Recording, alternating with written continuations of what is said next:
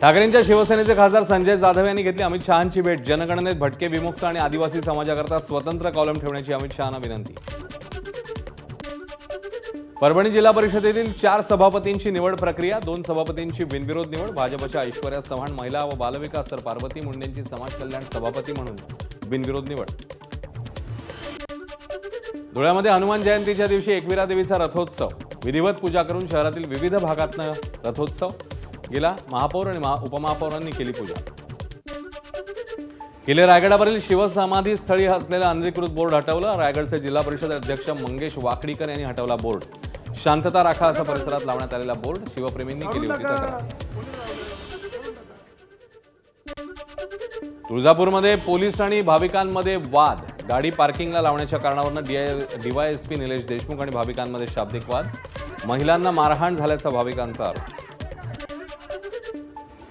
रत्नागिरी शहरवासियांना यंदा मे महिन्यात पाणी टंचाई भासणार नाही, कारण शहराला पाणी पुरवठा करणाऱ्या शिवीर धरणात मुबलक पाणी साठा।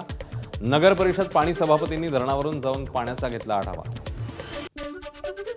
पिंपरी चिंचवडमध्ये आयटी हब असलेल्या हिंजवडीत 27 लाखांचे एमडी ड्रग्ज जप्त। वाकड परिसरात सापळा रचत कारवाई। मुंबईच्या साथीदारासह 2 अटकेत।